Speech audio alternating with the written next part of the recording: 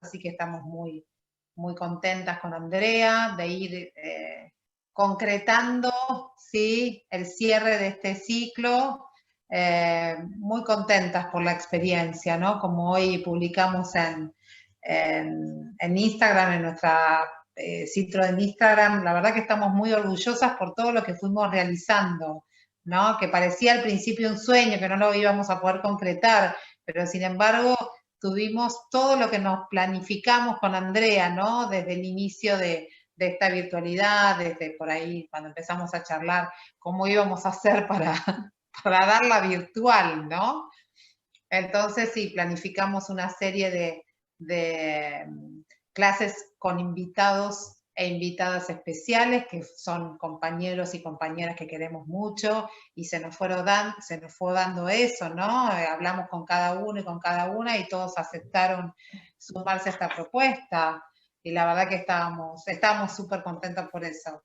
Pero además, hicimos esto que habíamos planificado con Andrea, ¿no? Y nos salió, ¿sí?, hacer un ciclo de conversaciones con militantes, ¿sí? Se nos dio con 2 militantes, ¿sí?, varones, pero que también pudieron dar cuenta de lo que a nosotras nos interesa con esta materia, que es visibilizar el accionar femenino durante un proceso histórico largo, ¿no? Entonces pudimos charlar con Eddie Winstor, y Eddie nos contó acerca de su trayectoria, pero también de la trayectoria de su compañera y de otras, ¿no?, vinculadas a la organización. Durante el conversatorio de Eddie estuvieron presentes militantes mujeres, ¿sí?, que nos contaron acerca de sus experiencias, ¿sí?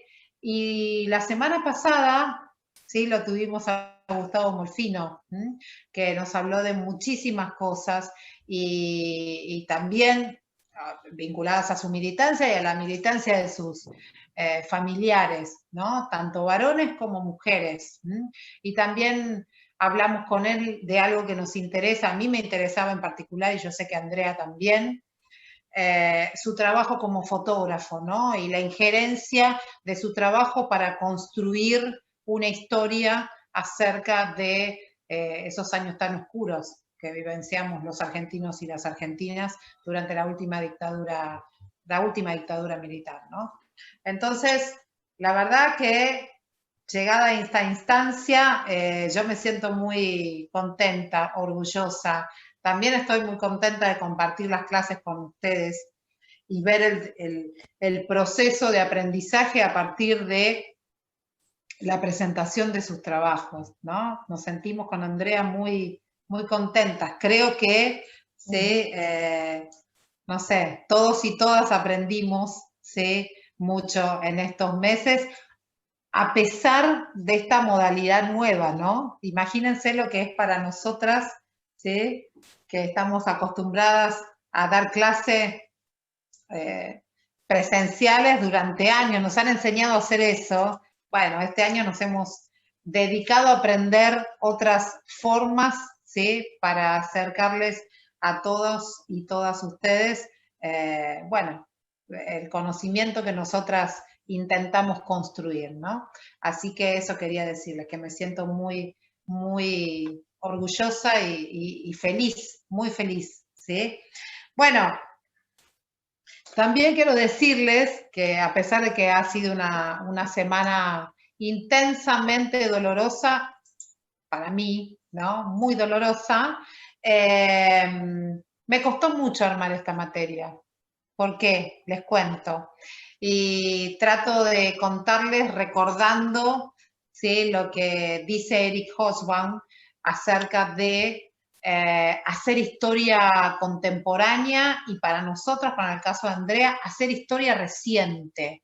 Es muy difícil porque, a diferencia de hacer historia de otros procesos, existe mucha fuente, ¿sí?, sobre la historia reciente. Entonces, bueno, nada, interpretar la cantidad de fuentes históricas acerca justamente de este proceso es difícil, ¿no? Hay que hacer una selección muy detallada. Y por otro lado, son procesos históricos, hechos históricos que en mi caso los he vivido, ¿no? Entonces hay un acercamiento ahí al objeto de estudio que en algún momento complica, ¿sí?, el análisis. Y es inevitable, y esto sí voy a pedir disculpas por esto, de que en algunos pasajes de la clase sea, en mi caso, autorreferencial, ¿sí? Eso es inevitable. Y aquí me quiero distanciar, ¿sí? Y volver a recordar los dichos, ¿sí?, discriminadores de la ministra de Educación de la ciudad de Buenos Aires acerca de esa idea que ella tiene sobre la profesión nuestra, ¿sí?, cuando dice que los docentes y las docentes bajamos línea. Habla de un total desconocimiento sobre la práctica educativa, ¿no? Yo les comento algo que creo que Andrea lo va a compartir. Se me hace muy difícil, ¿sí?, a mí como hacedora de historias y como amante, ¿sí?, de esto que es hacer historia, ¿sí?, no hacer alusión a el objetivo principal de mi profesión, que es interpretar la realidad analizando procesos históricos, ¿no?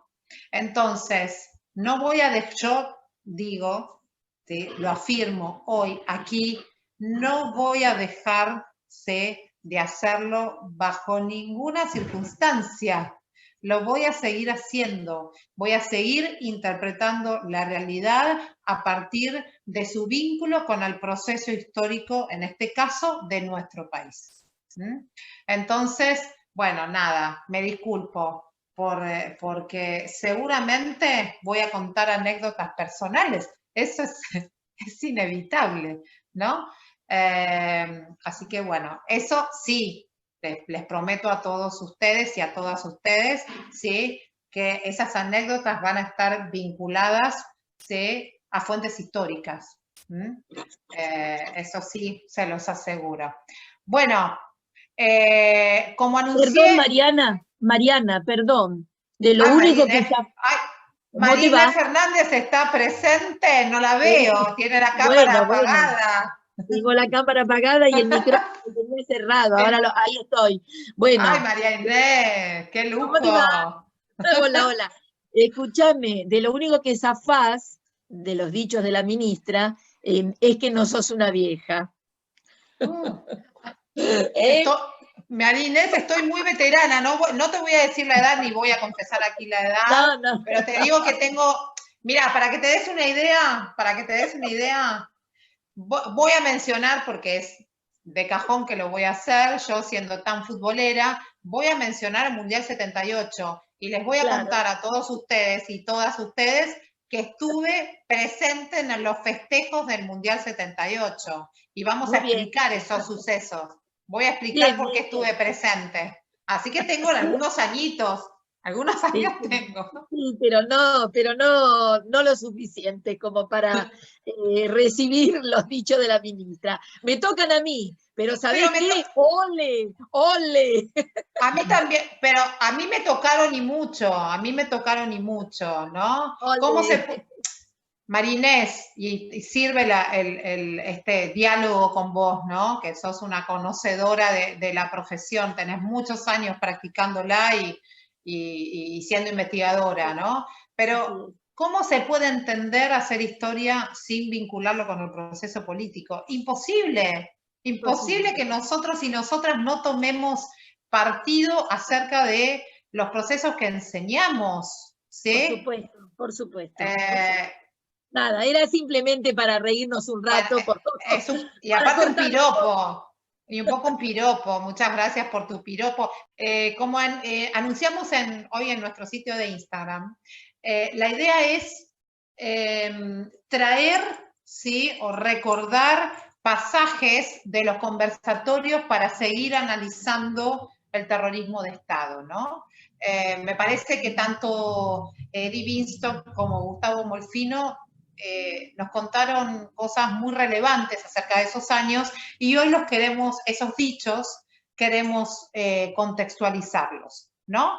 Entonces la clase va a ser orientada a eso, ¿no? Va a estar orientada a eso. Y voy a compartirles una pantalla. Siempre que abordo una clase sobre el terrorismo de Estado, comienzo con esta foto.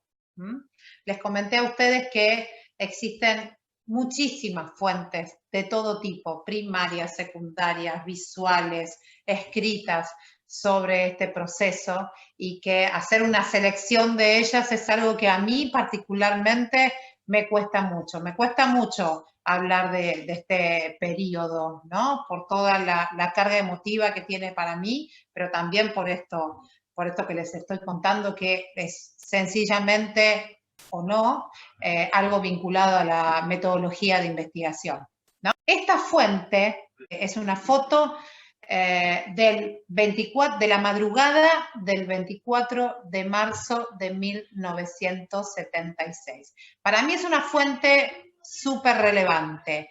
Me gustaría hacer el ejercicio hoy, si quieren, lo que vamos a hacer es analizar fuentes, que me cuenten ustedes qué sienten cuando ven esta foto.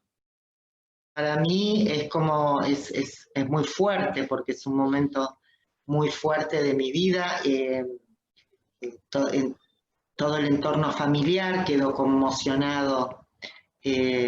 Yo pertenezco a una familia de artistas y fue un sector muy golpeado. Toda la cultura fue un sector muy golpeado. Digo, por supuesto que todos los ámbitos, y no me alejo de eso, pero digo, para mí que era chica, lo que estaba pasando en mi familia era muy fuerte. Pero bueno, claro, después teniendo una madre de Plaza de Mayo en la familia y todo, bueno, se resignifica muy dolorosamente. Esta imagen de la plaza, la imagen se llama la plaza vacía o la plaza sin alma. Para mí es la foto que siempre elijo para arrancar mis clases sobre el terrorismo de Estado, porque como nosotros y nosotras vimos durante el desarrollo de la materia, la Plaza de Mayo es un sitio muy particular, muy significativo para todos los trabajadores y todas las trabajadoras, en realidad para todos los militantes y todas las militantes. Es nuestro sitio de reunión, ¿no? Para trabajadores de todos los gremios, ¿sí? Ni que hablar, como dice Ana, para las madres que resignificaron, ¿sí? Esta imagen, ¿sí? De la plaza sin alma, la recuperación de ese lugar, de ese sitio, ¿sí? Político para los sectores militantes, ¿no? Para los militantes lo hicieron las madres de Plaza de Mayo, sin lugar a dudas. ¿Sí? Pero bueno, esta es una fuente muy, muy importante para mí, y el creador de esta imagen es Héctor Vázquez. Héctor Vázquez es un fotógrafo, como bien digo acá, que fue parte de la revista Información, donde también compartía su trabajo con Rodolfo Walsh, Juan Gelman, Paco Urondo, entre otros, ¿sí? Periodistas. Ese día, ¿sí? La madrugada del 24 de marzo, como cuenta aquí Héctor Vázquez, la retrató desierta y en silencio. Y dice que estaba esperando allí varias horas y se dio vuelta, miró la plaza y le llamó la atención ver la quietud. Entonces levantó la cámara y sacó la foto. En ese momento no sabía que esa fotografía iba a representar lo que después sucedió, el silencio y la desolación. Sobre esta foto, él cuenta que volvió al laboratorio de la redacción, reveló los rollos e hizo una copia en papel para llevársela con él. Los negativos quedaron allí en la redacción, pero se perdieron y nunca se supo qué pasó con ellos. La fotografía se hizo pública recién en el 2008-2009, cuando desde Memoria Abierta lo convocaron para hacer un reportaje, y él les mostró su archivo personal, entre los que está esta imagen, ¿no? La plaza vacía, ¿no? Hay muchísimo trabajo de interpretación sobre esta imagen, así que si quieren los invito a buscarlo, ¿no? Esa es la interpretación que yo busqué y lo que a mí me genera esta imagen. Un sitio que ha sido siempre el símbolo de las luchas populares. A partir del 24 de marzo se intentó que estuviera desierta y en silencio, ¿no? Todo una representación de aquellos años. También con Andrea nuestra intención es vincular este proceso a anteriores, ¿sí? Sucesos de nuestra historia que estuvieron signados por la violencia política ejercida desde el Estado contra todo actor que fuera considerado una amenaza para el poder establecido, ¿no? Y esto fue, como digo acá, una característica recurrente en el proceso histórico argentino. Podemos mencionar los que analizamos aquí en clase, analizamos muchos, pero por ejemplo, del 55 en adelante, los fusilamientos de José León Suárez, ¿sí? Que son relatados por Rodolfo Walsh en su libro Operación Masacre, por ejemplo. La noche de los bastones largos, ¿sí? De 1966, ¿sí? Acontecidos durante el Onganiato. Y la masacre de Trelew de 1972, también acontecidos durante la Revolución Argentina, entre otros tantos. Aquí la filmina está ilustrada por una de mis películas favoritas, de una etapa de oro del cine nacional, como es Operación Masacre de José Cedrón, ¿no? Entonces, vamos a vincular al terrorismo de Estado con todo este proceso, ¿sí? Inicial de violencia política. Así lo entendemos nosotras. Sin embargo, existen algunas particularidades del terrorismo de Estado en cuanto al ejercicio de esta violencia institucional, ¿no? Por ejemplo, el uso del terror como instrumento de disciplinamiento social y político de manera sistemática, ¿no? Con el agravante de ser efectuado por fuera de todo marco legal.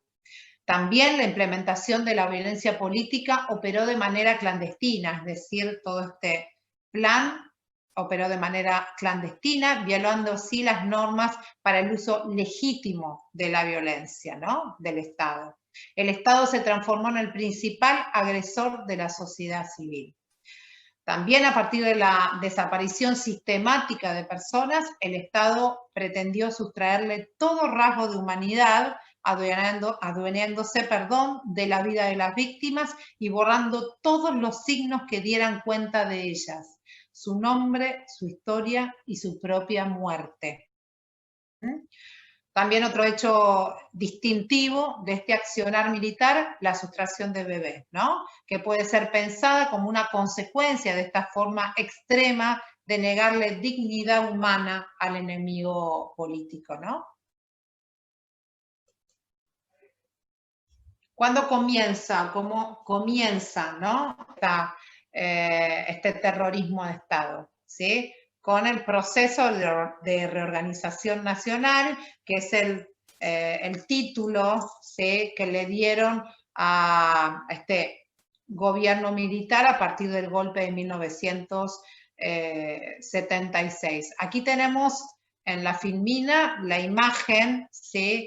La fotografía de los integrantes de la primera junta de gobierno de este proceso militar. Yo no sé si ustedes saben, yo creo que la mayoría sí, pero si lo recuerdo, este proceso militar estuvo integrado por distintos gobiernos que fueron todas juntas, ¿sí? Es decir, que participaron las tres armas de este gobierno. Los presidentes de estas juntas siempre fueron parte del Ejército Nacional. Aquí vemos en la imagen entonces a la primera junta de gobierno de la última dictadura militar, el general Jorge Rafael Videla en el centro de la imagen, ¿sí?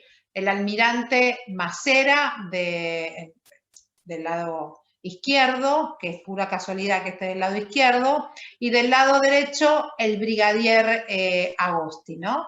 ¿Qué se proponían todas estas juntas de gobierno? El reordenamiento social. Como digo acá, la superación de la estructura política, económica y social de los últimos 30 años, es decir, lo que se inauguró con el peronismo, y que para ellos fue la fuente de los conflictos sociales relacionados con el desarrollo de la industrialización, es decir, la industrialización por sustitución de importaciones y la modernización sostenida por el Estado, ¿no?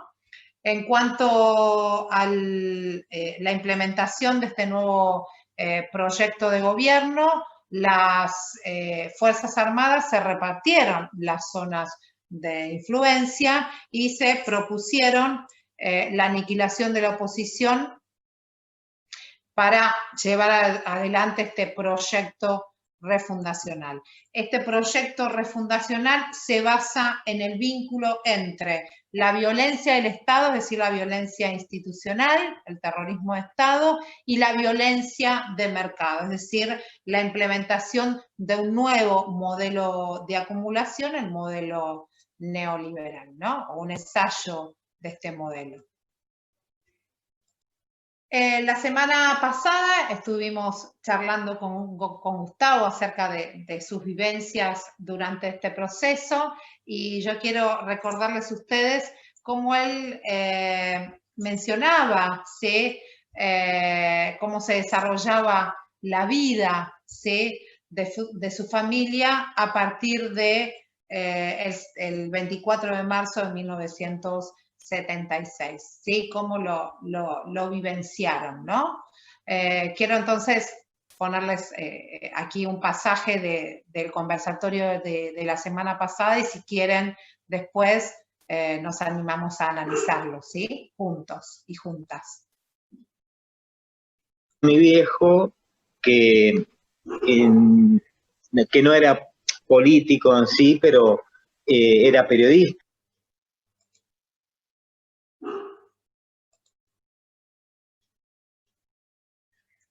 Era corresponsal de Diario Clarín en el Chaco, inculcó, digamos, el interés por ni hablar por la lectura. La casa estaba llena de libros, mi viejo era poeta, escritor. Mi viejo muere cuando era muy joven, tenía 39 años, se queda mi vieja con 36 años viuda y 6 hijos, el menor yo con 1 año y el mayor con 13. Y ahí se va, digamos, ella sostiene la familia, sostiene los hijos, pero todos comienzan con esta historia, adolescencia, secundaria, con actividades políticas, ¿no? Mi hermano mayor acercándose, digamos, más a la izquierda, ¿cómo podemos decirla? Guevarista, ¿no? Setentista, guevarista, revolución cubana, toda esta época, digamos, de la efervescencia, y una hermana mía, Marcela, que comienza a arrancar con el peronismo de bases y empieza una historia de militancia en los barrios, digamos, ¿no? Esto generaba, digamos, que el resto de la familia, bueno, yo era muy chico, pero el resto de la familia también empieza a tomar decisiones y cada uno participar desde su lugar en actividades diferentes, evidentemente políticas. De hecho, mi hermana Alejandra, la segunda de arriba para abajo, digamos, que seguía a Miguel Ángel, era docente, por supuesto estudió ingeniería, bueno, un montón de cosas, docente y era militante del gremio Cetera en Resistencia y nada, un poco como que todo se fue generando en un ambiente de mucha efervescencia. Después mi hermano José y Lili, simpatizantes de lo que fue del FAS, Frente Antiimperialista y por el Socialismo. Y nada, eso a ellos los llevó, digamos, a también una actividad política muy, muy interesante. Por ejemplo, yo en el año 73, 74, yo colaboraba con mi hermano Miguel Ángel, era corresponsal de Diario El Mundo, un diario de izquierda que era el órgano legal del Partido Revolucionario de los Trabajadores. Yo le ayudaba, digamos, vendía el diario, repartía el diario, bueno, todas estas cosas bien de 12 años, ¿no? Por otro lado, tenía mi hermana Lili, que a escondidas de mi vieja, me leía, digamos, la historia del Che Guevara, digamos, a las 12 de la noche con una vela. Entonces, un poco, yo tenía, digamos, las inquietudes, evidentemente. Mi hermana Marcela, con todas las inquietudes, estas inquietudes que era en ese momento el peronismo de base y después se va hacia la JP, ella un poco empieza a hacerme realidad esas inquietudes y llevándome alguna vez, tampoco no era yo siempre digo que no fui el gran militante de base, yo pasé un poco que de la nada a ser parte de la organización Montoneros de golpe, digamos, ¿no? Pero sí, mi hermana me hizo conocer lo que era los barrios humildes, los barrios populares, la pelea por una canilla de agua, cosas que uno increíblemente 40 años después hay barrios que todavía se sigue peleando por el agua, ¿no? Pero estas cosas pasan, estas cosas pasaban. Entonces ella me hizo palpar un poco esta situación, ¿no? Y nada, yo ahí era un observador, digamos, la realidad política en la familia. Por nuestra casa pasó mucha gente, te hablo gente importantísima de las organizaciones guerrilleras del momento. Creo que alguna vez pasó Santucho, alguna vez pasó, creo que algún montonero importante por esa casa y yo, digamos, los veía pasar, ¿no? ¿Qué decir de esta partecita del conversatorio, ¿no? Gustavo describe muy bien la efervescencia política de esos años, que también lo charlamos con Eddie Binstock en el conversatorio anterior, ¿no? La emergencia de la nueva izquierda, cómo pega esta nueva izquierda en la juventud, lo cuenta él un poco, la diversidad política que existía en su familia, su acercamiento a la organización Montoneros y al peronismo de la mano, ¿sí? de una de sus hermanas, ¿no? Que militaba en la JP y después en Montoneros, ¿no? Una casa llena de experiencias militantes, menciona en este pasaje, en la etapa final, a Roberto Santucho, ¿no? El líder del Partido Revolucionario de los Trabajadores, de una rama del Partido Revolucionario de los Trabajadores y el conductor del ERP, ¿no? Toda esa efervescencia, ¿sí? Política la golpea justamente la dictadura militar. La dictadura fue implementada, ¿sí? Después vamos a ver, ¿sí? Mencionar el famoso Plan Cóndor para terminar, ¿sí? Con esta militancia política y poder implementar cambios profundos en el área política y en el área económica, ¿no? Entonces a mí este pasaje me parece muy significativo para ver, ¿sí? Cómo se vivió desde una familia de militantes el golpe del 76, ¿no? La violencia institucional, como dije hace un ratito, se le suma o viene de la mano, la otra cara de la moneda es la violencia del mercado, ¿no? El proyecto económico de las Fuerzas Armadas que hicieron realidad durante esos años, ¿no? El plan económico ideado por el ministro Martínez de Oz, que acá lo tenemos en la foto de la filmina, y que es un ensayo del proyecto neoliberal que después se va a implementar de manera más radical en la década del 90, ¿no? Pero la propuesta de Martínez de Oz era transformar la estructura económica que existía en nuestro país y que liquidó, como digo acá, las pequeñas y medianas industrias, ¿no? Es un modelo económico que estuvo a favor de los sectores exportadores, agropecuarios e industriales, nucleados en torno a los grandes grupos económicos y a los sectores financieros especulativos, ¿no? Entonces, el modelo va a iniciar, ¿sí?, la valoración financiera del capital en nuestro país por sobre la valorización productiva, que fue característica de la industrialización por sustitución de importaciones, por ejemplo, ¿no? Y esto pudo ser implementado a partir de algunas medidas importantes. La apertura económica, un proyecto neoliberal, la reforma financiera de 1977, que liberó las tasas de interés y impulsó esa especulación financiera. Este es el momento de la plata dulce, el momento del DM2 argentino, y después también, otra medida del ministro de Economía, la tablita de 1978, ¿no?, que sobrevaluó el peso de manera progresiva y aparte anunciaba de alguna manera cuánto iba a valer el dólar, y eso generaba automáticamente especulación, ¿no?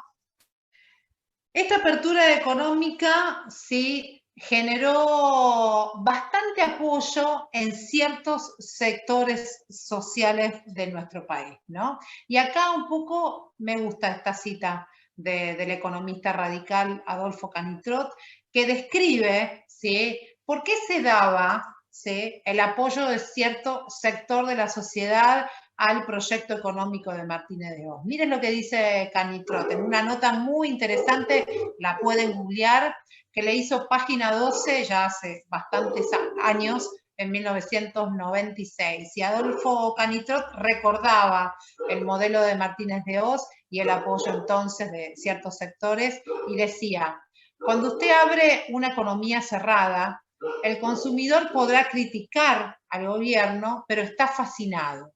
Puede viajar a Miami, comprar un auto importado, chiches. Eso da un apoyo ligado a las clases medias. A los y las que tenemos algunos años también recordamos este apoyo de ciertos sectores sociales a un modelo similar implementado durante la década del 90 durante el gobierno de Menem, ¿no?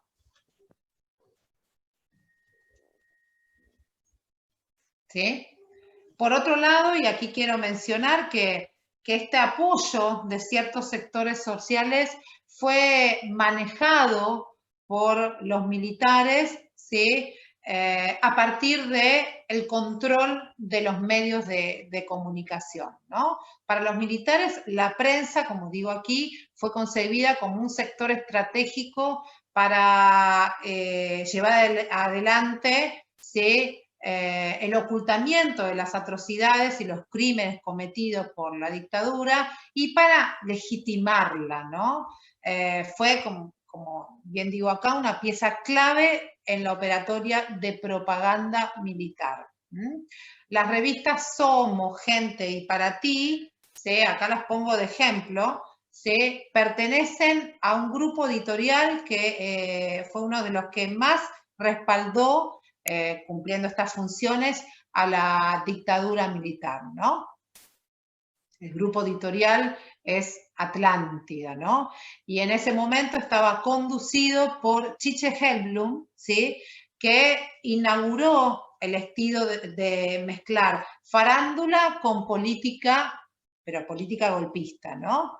También este apoyo a la dictadura lo hicieron los diarios de mayor tirada en nuestro país, como fue Clarín, La Opinión y La Nación, ¿no?, entre otros. Quiero recordarles a ustedes, vinculado a este hecho, el caso Papel Prensa, ¿no?, el secuestro de los dueños de la empresa Papel Prensa, que era la empresa que proveía, ¿sí?, de papel de diario a la mayoría de estos medios de comunicación, con el fin de tener el control también de la distribución del papel de diario, ¿no? Así como se los cuento. Pueden googlear también el caso de Papel Prensa. Bueno, también dentro de esta operatoria de hacer propaganda o legitimar el accionar de la dictadura, sin lugar a dudas, ¿sí?, uno de los hechos más relevantes, ¿sí?, fue el Mundial 78, ¿no? El primer campeonato del mundo de nuestro país. Por supuesto que se organizó aquí y fue parte de esta operatoria de propaganda, ¿no? Durante el Mundial 78, que por supuesto nuestra selección salió campeona, se hicieron campañas desde distintos lugares del mundo para denunciar los crímenes que se estaba cometiendo en la Argentina, ¿no? Los militares utilizaron el campeonato para desprestigiar justamente a todos aquellos y aquellas que estaban haciendo las denuncias en el exterior y para mostrar el entusiasmo de la población con este campeonato y para señalar que en la Argentina sí se respetaban los derechos humanos. Como decía uno de los comentaristas de fútbol más conocidos o más vinculados a esta propaganda en ese momento, los argentinos somos derechos y humanos. Ese era el lema del Mundial 78, ¿no? Un lema importante. También quiero recordarles a todos ustedes y a todas ustedes que a pocas cuadras del estadio River Plate, donde se jugó la final y otros partidos relevantes de ese campeonato, funcionaba la Escuela Superior de Mecánica de la Armada, donde estaban detenidos y desaparecidos cientos de víctimas directas del terrorismo de Estado. Sin embargo, esto siguió por muchos años estando oculto, ¿no?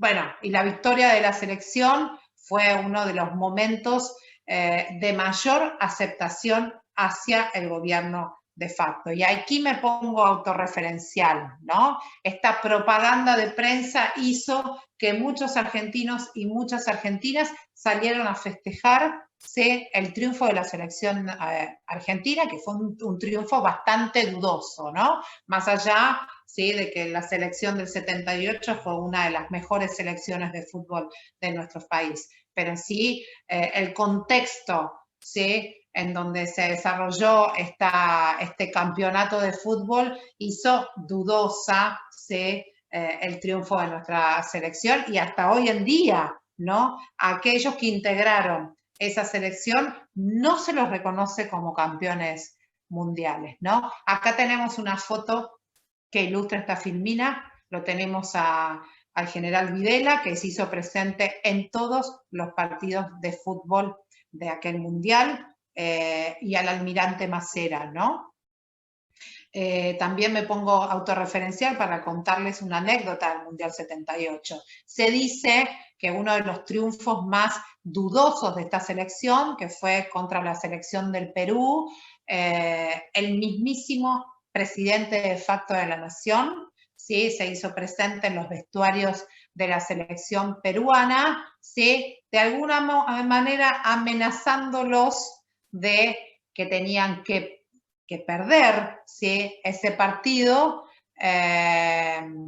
porque si no, bueno, iban a sufrir consecuencias, ¿sí?, que los integrantes de esa selección se imaginaban cuáles eran, ¿no? Entonces, en ese partido, la selección argentina salió triunfante por una diferencia abismal, ¿no? También pueden googlear el campeonato de fútbol del 78, ¿no? Como parte de esta operación de propaganda. Bueno, volvamos un poquito, ¿sí?, a hablar de este ensamble entre la violencia institucional y la violencia del mercado, ¿no? Miren el título de esta filmina, Matamos y después abrimos la economía. Este título lo saqué de ese reportaje que les mencioné, que le hizo Página 12 al economista Canitrot. Canitrot dijo que habló sobre este ensamble entre violencia del Estado y violencia del mercado a partir de esta idea, era necesaria la violencia institucional para Canitrot para llevar adelante la implementación de este nuevo modelo de acumulación, ¿no? Y esto tiene que ver con el disciplinamiento de los trabajadores y las trabajadoras. ¿Cómo se da este ensamble en el ámbito del movimiento obrero argentino? Bueno, en cuanto a la violencia del Estado, los trabajadores y las trabajadoras fueron el blanco del accionar represivo, ¿no? El condicionamiento de las prácticas sociales de los dirigentes sindicales y de la base obrera estuvieron vinculados a la violencia estatal. Y después la violencia del mercado, ¿no? Tiene que ver con la pérdida del valor del salario real, el incremento del desempleo entre 1976 y 1983, la pérdida del prestigio al accionar de los dirigentes sindicales por toda la legislación obrera que se implementó durante esos años, que provocó el repliegue de las bases obreras, pero por muy poco tiempo. Aquí, los conflictos obreros iniciales, ¿sí? Por lo que organizaron los dirigentes y las dirigentes sindicales, en su mayoría se registraron en el sector industrial, ¿no? Principalmente en las automotrices, en Ford, en General Motors, en Fiat, en Mercedes-Benz, entre los metalúrgicos, los trabajadores de luz y fuerza, los obreros y las obreras textiles, y también hubo conflictos en el ámbito portuario, ¿no? Todos fueron reprimidos y la mayoría de ellos culminaron con trabajadores desaparecidos y trabajadoras desaparecidas, ¿no? Quiero mencionarles un hecho significativo de este proceso, que es la desaparición de Oscar Schmidt en 1977, que era el secretario general de Luz y Fuerza de la capital federal, ¿no? De la seccional de la capital federal. Y les menciono este hecho, ¿por qué? Porque fue un hecho muy raro que tiene que ver con el vínculo de estos conflictos con el control de las empresas estatales de servicio durante la dictadura militar, a los que, bueno, Oscar Schmidt y otros dirigentes se oponían, y es un hecho significativo porque hay muy pocas desapariciones de dirigentes de este rango.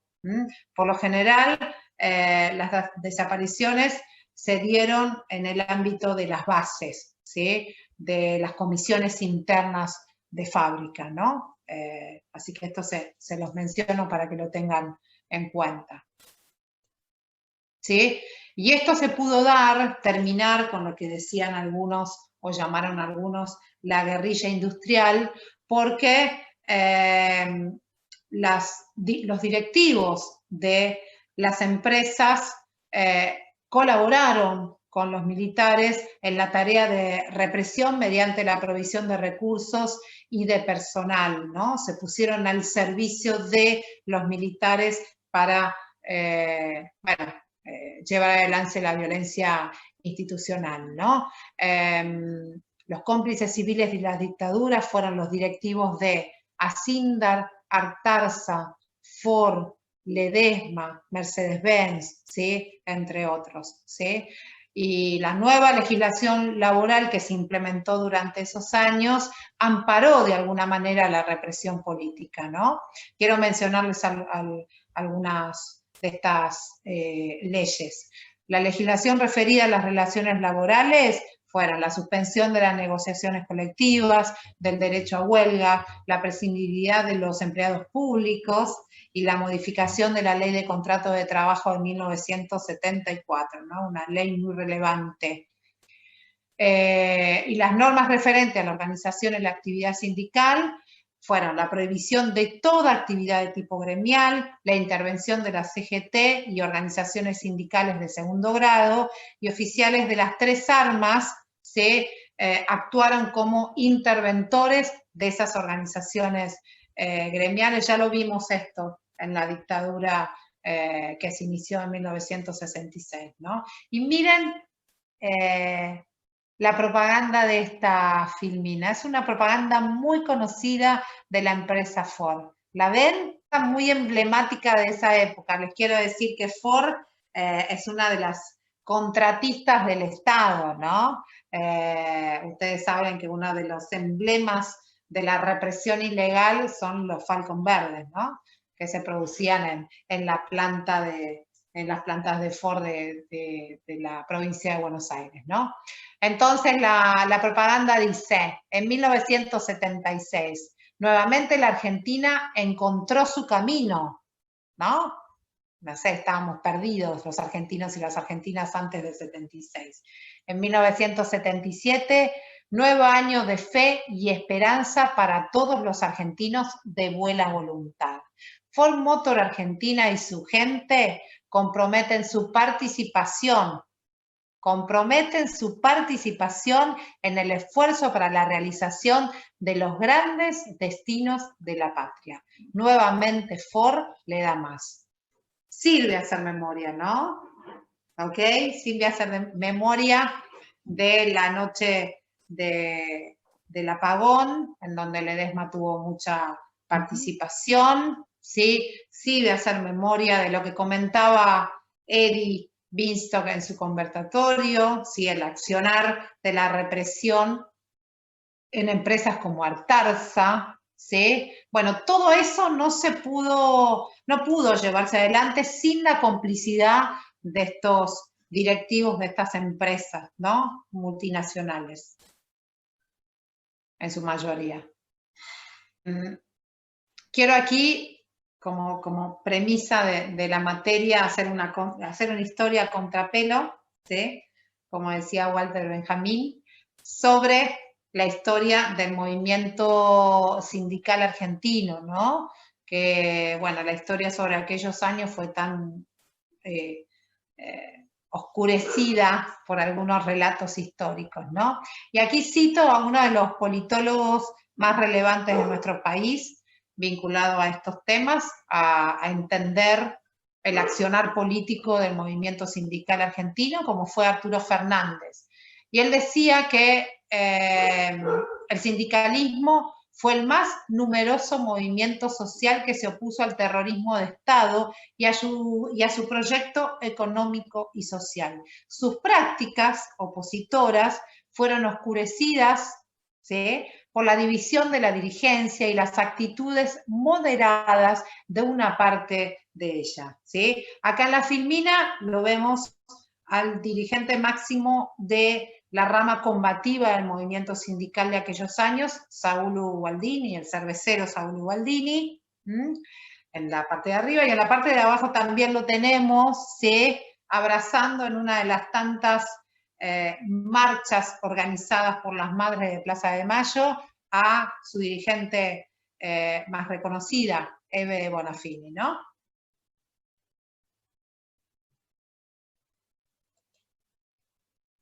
¿De qué está hablando Arturo Fernández cuando habla de la división que se da en el movimiento sindical? Bueno, por un lado estaban los participacionistas, ¿no? Esos dirigentes amarillos muy cercanos a los militares, ¿no? Que conformaron la Comisión Nacional del Trabajo originalmente, que estaba dirigida por Jorge Triaca y Armando Cavalieri, ¿no?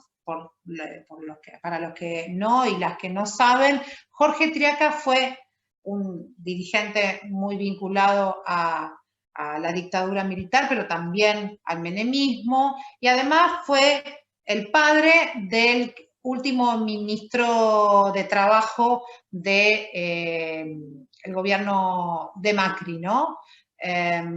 Así que, bueno, quiero mencionar también y hacer memoria de ese vínculo, ¿no? Bueno, estos participacionistas evitaban toda la confrontación con la dictadura y proponen un sindicato apolítico. Luego van a transformar a la comisión en la intersectorial sindical y con la reorganización de la CGT van a conformar la CGT Asopar. Por otro lado, tenemos al movimiento obrero combativo, ¿no? Aquellos que llevan adelante un accionar, ¿sí?, de plena oposición a la dictadura, que conforman la Comisión Nacional de los 25 y trataron de preservar el lineamiento peronista, ¿sí?, del gremialismo argentino, y con la reconstitución de la CGT, son los que conformaron la CGT Brasil, liderada por Saúl Ubaldini. Y aquí lo tenemos, en una foto, ¿sí?, del primer paro general organizado por los combativos. Miren el año, en 1979. Un año importante, pero en pleno momento de enamoramiento de cierto sector de la sociedad civil con los militares. Es decir, los militares tenían un apoyo de los civiles, de cierto sector de los civiles importante. Bueno, habló Gustavo Molfino de esto, ¿no? Habló de este sector combativo, ¿sí?, y del vínculo con el programa político de Montoneros con los 25. Y quiero compartir con ustedes este pasaje del conversatorio para recordar lo que decía, ¿sí?, acerca de este vínculo. Pero de hecho hubo un fuerte accionar político y en lo sindical también, digamos, ¿no? La relación con Ubaldini se planteó y se planteaba de reuniones y discusión política, porque Montonero en su momento venía con un programa, digamos, de gobierno nacional, digamos, ¿no? Que era chaqueño y la relación con las charlas con Vittel, eso sí, me comentó con Torres Agasti y con Sadi. Acuérdense que en el 79, no solo la efervescencia de conflictos sociales, insisto, más de 1.300 en un año, en el año 79, sino estaba en auge, que supongo que con algún radical también se habrán juntado, ¿no? Yo no tengo esa información, pero estaba la multipartidaria, se juntaban para, digamos, para juntarse, para decir, digamos, pedirle elecciones libres a los militares, qué sé yo, bueno, y toda esta cosa también dentro de las Fuerzas Armadas, que había un sector donde todavía decían que había que apretar más las clavijas, digamos, y un sector del ejército que planteaba también la apertura, digamos, y toda la jugada de Malvinas con Galtieri, qué sé yo, pero fuera de Galtieri había un Viola que planteaba una cosa, digamos, entonces había toda una jugada, digamos, que ahí no entrábamos nosotros, pero sí, con la relación con los políticos se establecía desde este lugar, decir, cómo podemos ayudar desde nuestro aparato, porque hay que decirlo, digamos, de propaganda, de capital, para empujar y lograr, digamos, que si hubo 1.300 conflictos sociales, hubiesen existido 2.600, bueno, esto, yo creo que pasa por ahí, digamos, la relación, y se continúa. Sé también, porque incluso algunos documentos de inteligencia de la dictadura hablan de viajes de políticos argentinos al exterior a juntarse con la subversión que estaba en el exterior, digamos, ¿no? También hubo muchos políticos que también iban a tomar contacto con nosotros en nuestras casas o nuestras representaciones políticas, digamos, para ver cómo salir de este atolladero que era la dictadura militar. Esto sí existió, sí.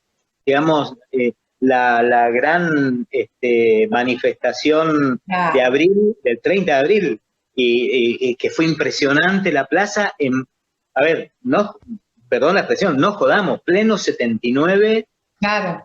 ¿no? Se llenó la plaza desde Montoneros con nuestro plan de gobierno en ese momento, digamos, lo que era la acción militar, la acción de propaganda con las interferencias, había un famoso libro que se hizo, que se distribuyó a nivel nacional, Montoneros Caminos a la Liberación, y a su vez acciones políticas, es decir, reuniones con políticos argentinos, es decir, che, lleguemos a, digamos, no se podía hacer legalmente si queremos ser parte de la multipartidaria, porque también, o sea, no podía ser, porque aparte, de hecho, muchos políticos decían esto que dije yo, que mi cuñado me contó, ¿no? Es decir, muchachos, muy valiente lo de ustedes, primero nos comprometen a nosotros, y segundo, váyanse que en 2 años los milicos se van y ustedes, pues, estas cosas sucedían. Pero sí, digamos, no era llegar a un acuerdo político con ellos, sino veamos, digamos, cómo se puede ayudar o colaborar para que los milicos se vayan. Y después vamos a elecciones, digamos, que era el planteo era elecciones libres y digamos, yo creo que la teoría de la toma del poder y todo eso había quedado tan lejos ya que no estaba, digamos, sí estaba el plantear que se vayan los milicos, ¿no? Que se fueran, digamos, que se fuera la dictadura y convocar a elecciones libres. Yo creo que eso fue un poco quizá lo fundamental. Bueno, más que claro, ¿no? Hay algún trabajo académico que se puede leer sobre esto, pero la verdad que es muy poco. Para mí, del conversatorio, este fue un pasaje muy, muy importante, ¿no? Que está contando acá Gustavo, el vínculo del proyecto político de Montoneros con el accionar en ese momento de los combativos. La idea era reafirmar el accionar, ¿sí? Sindical en ese momento que analizaban como algo muy relevante, muy importante, ¿no? Y después hay otra, de todo lo que dice, ¿sí? El vínculo con ciertos personajes políticos de la época que integraron posteriormente la multipartidaria, que ahora vamos a explicar qué es, la multipartidaria, pero que en realidad el proyecto de ellos era diferente, ¿no? Después, con el paso del tiempo, se fueron acercando, ¿no? Pero ya en el 79-80, la idea era, bueno, respaldarse desde su proyecto político, de su programa político, el accionar del movimiento sindical aquí, ¿no? ¿Se escuchó bien el...? Sí. Sí, perfecto. No, de hecho, lo que quería agregar es que todo el proyecto de la contraofensiva montonera tiene que ver con esto, con sí. Participar políticamente, digamos, ayudar, que un poco lo dice Gustavo, Eddie digamos, lo dejó entrever cuando habló de su ingreso o de su vuelta después de la experiencia de la guardería montonera en Cuba, pero que tenía que ver todo esto que ya estaba se pensaba desde 1978 y que ya en el 79-80 comienza estos movimientos. Gustavo hace referencia también a las conversaciones con algunos políticos dentro del peronismo, Sadi, Vittel, y por otro lado, que él también lo dice, no puedo refrendarlo, pero seguramente existieron conversaciones con cuadros sindicales, ¿no? La disposición era de entrar y hacer, si había conflictos, ayudar a que esos conflictos fueran mucho más fuertes para poder voltear a la dictadura. Y bueno, en el conversatorio Gustavo habla del 79, que después se confunde con el 82, pero él estaba hablando de esta manifestación. De esta manifestación, no de la del 82, sino de este paro, que fue el primero, multitudinario, donde la gente se volcó a las calles, y que fue, digamos, un parteaguas también dentro de lo que fue la dictadura. Eso.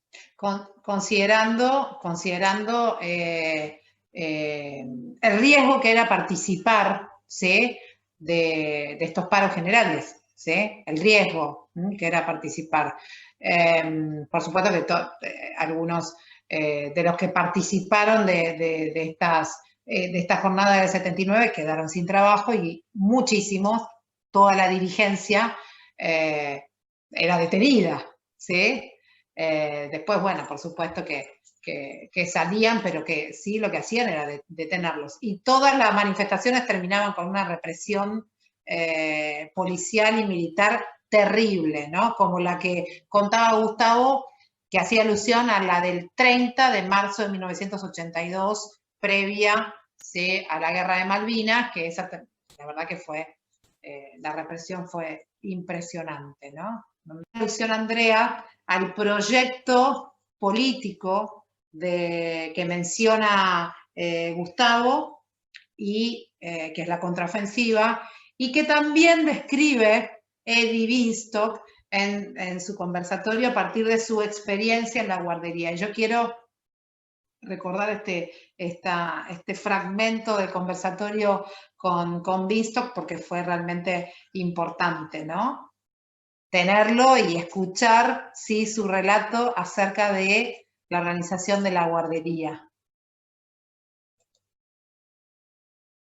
La Argentina, que le decían RLTV, que interfería un canal de televisión y largábamos proclamas, y nos plantean que teníamos que salir. Salimos y ahí nos cuenta que la organización había pensado un cambio de política y que cambiaba la situación del país y había pensado algo que después se hace bastante popular, digamos, y que ahora hay un juicio al respecto, que es una contraofensiva. Y entonces nos convocan a eso. Yo reconozco que tuve una mirada crítica cuando me invitan y me convocan, pero salimos del país. Salimos del país con Mónica y con nuestros 2 hijos, Ana y Miguel, que tenía meses. Había nacido en noviembre del 78 y esto es enero del 79. Nada. Y salimos a México, ahí nos explican el tema de la contraofensiva, en la cual yo tengo mis reservas, pero después, producto de que nosotros habíamos pasado una casa y no podíamos volver, se generó una serie de problemas operativos, me proponen a mí y a Mónica irnos a La Habana y nos explican que se iba a crear una guardería que era para los hijos de los compañeros que iban a entrar a realizar tareas en el país y después iban a salir, iba a ser por poco tiempo, y entonces para que esos chicos estén resguardados, para que los papás también estén tranquilos de que iban a estar en un lugar en la cual iban a estar bien cuidados y lejos de la mano operativa de la dictadura, porque la dictadura operaba en el exterior, entonces en Cuba no operaba la dictadura, entonces iban a estar tranquilos, y también porque ya sabíamos que cuando la dictadura secuestraba a los papás, a las mamás, a más de uno los había torturado delante de sus hijos. Entonces, como también de esto sabíamos, se resuelve la propuesta de la guardería, pero bueno, fue una experiencia y fue un gesto de solidaridad, obviamente, del pueblo cubano, muy importante, y una experiencia para mí imborrable, pero bueno, que nos duró del 79 hasta principios del 80, en que nosotros con Mónica nos sumamos a un equipo de un miembro de la conducción de Montoneros que se llamaba Horacio Campiglia, y entonces en marzo, yo viajo antes, la idea era asentar un miembro de la conducción en Brasil, en ese caso, para los compañeros que entraban, salían, para cumplir funciones ahí, y yo viajo para armar la infraestructura, y después venían Horacio Campiglia y Mónica a viajar ahí, pero no llegaron nunca, fueron secuestrados en el aeropuerto del Galeão, en Río de Janeiro, en el marco del Plan Cóndor. Del detalle de la operación nos enteramos con el paso de los años, porque se desclasificaron, hay material desclasificado del Departamento de Estado, que cada 10 o 20 años se desclasifica, y ahí nos enteramos de que bueno, producto del secuestro, le habían arrancado la cita a un compañero y que los había secuestrado en el aeropuerto del Galeão, en Río de Janeiro, con un avión de la Fuerza Aérea Argentina, y la habían llevado a Campo de Mayo. Pero bueno, esto pasó, pero nuestra experiencia en la guardería fue esa. Bueno, acá la vemos a Mónica, la compañera de Eddie Winston, ¿no?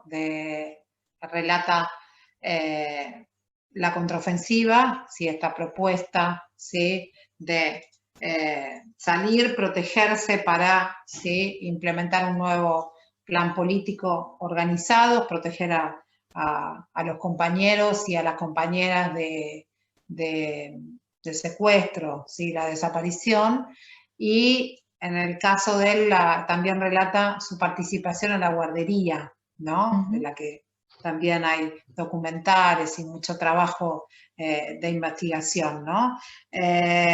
También menciona la desaparición de su compañera en el marco del Plan Cóndor, ¿sí? Ese plan, ¿sí?, que integró, que unió a las dictaduras del Cono Sur guiadas, ¿sí?, por el Departamento de Estado norteamericano, ¿sí?, y unir fuerzas en contra o para implementar esta violencia institucional dentro de sus países, y eso fue el Plan Cóndor, firmado a partir de 1975, y donde participaron varios países latinoamericanos, ¿no? Me parece este pasaje también súper relevante, porque la contraofensiva tuvo muchísima discusión interna dentro de la organización Montoneros, ¿sí? Y bueno, nada, ahí Eddie nos comentaba un poco su posición, su análisis acerca de este proyecto político, y también tuvimos el lunes pasado la posición política de Gustavo Molfino acerca de este suceso, ¿no? Comentar que esta foto sí, por de favor. Mónica Sí. es la última foto que se le toma en la guardería. Esa es la guardería de La Habana de Siboney, y es la última foto. Las otras fotos, las que están en el flyer que realizaste, son las de cuando se van a México, ¿no? A México. Para volver. Y de Sí. México que Eddie entra, que se va a Brasil. Pero bueno, Sí. Mónica ahí tiene 27 años, ¿no? Para que tomemos dimensión también de la juventud. De la de juventud. estos militantes. Sí. De la juventud de estos militantes. Completamente de acuerdo con Andrea que uno de los medios gráficos que más colaboró con la dictadura fue Clarín. El caso de Papel Prensa es un caso emblemático, ¿no? De este vínculo entre, en ese momento el diario, hoy es una empresa, ¿sí?, multimedio, pero en ese momento el diario con la dictadura, lo mismo el diario La Nación, ¿no? Representa el diario La Nación, que fue fundado y creado para la información de los sectores de élite, justamente de donde provienen las altas cúpulas de las Fuerzas Armadas en nuestro país. Es decir, cuando hablamos de golpe de Estado, gobiernos militares, ¿sí?, vinculados a civiles, ¿sí?, y a la Iglesia Católica, tiene que ver con que sus miembros son parte de la élite argentina, son todos parte de esta élite, ¿no? Entonces, para reforzar esa idea, ¿no? Y que interpretar el pasado nos hace pensar en el accionar de este medio de comunicación hoy, ¿no? Que está al servicio de, ¿no? Siempre al servicio de. Lo que pasa es que a mí me gustó o me pareció relevante citar o poner imágenes de la editorial Atlántida, porque son imágenes muy burdas, ¿no? No sé si ustedes, de esta propaganda, tal cual. ¿no? No sé si recuerdan ustedes esa filmina en donde aparece, si no después la volvemos a buscar, donde aparece la tapa de la revista Para Ti, donde muestran, ¿sí?, a Videla compartiendo un día de familia, ¿no? Entonces, decía la revista Para Ti, el general Videla en familia, ¿no?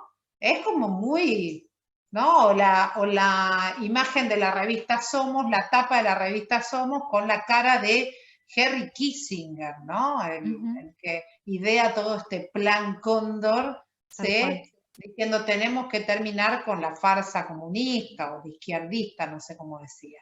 La propaganda es muy burda, demasiado, ¿no?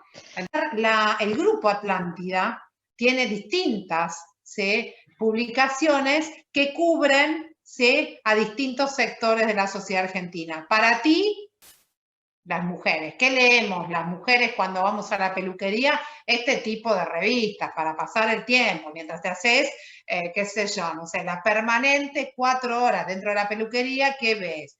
Caras, gente, también Editorial Atlántida, Para Ti. Entonces, la propaganda se iba dirigida a través de este grupo editorial hacia todos, ¿sí?, los sectores de la sociedad, ¿no? Gente era más de lectura familiar, ¿no? Se compraba a veces en las casas, como un recuerdo de ese momento. Antes se usaba mucho, ¿no? Yo tengo mucha revista vieja que me ha regalado mi mi papá vinculado a esos sucesos históricos, qué sé yo, la apertura democrática, las gentes de la guerra, las que después voy a mostrar, las tenemos todas, ¿no? Entonces, ahí está la propaganda, ¿sí? Operando en distintos sectores sociales, ¿no? La revista Somos era una revista más de opinión.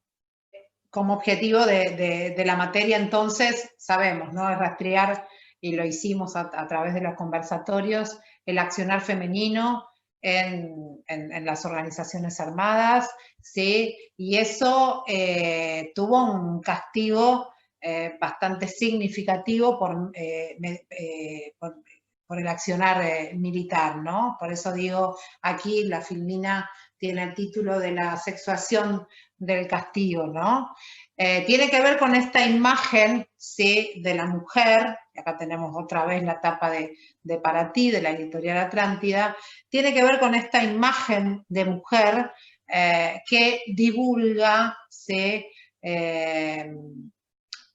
Las Fuerzas Armadas en ese momento, ¿sí? Y tiene que ver con un estereotipo femenino muy conservador para, ¿sí? Desdibujar aquella mujer liberada, moderna, ¿sí? Que había surgido en nuestro país de forma moderada, ¿no? Ya lo vimos, pero a fines del 60 y principio del 70. El estereotipo femenino de los militares, o que querían divulgar los militares a través de la propaganda de prensa, era completamente conservador, ¿no? Y contradecía esa imagen de mujer moderna que empezaba a surgir en nuestro país a fines, como dije, fines del 60 y principios de 70, ¿no?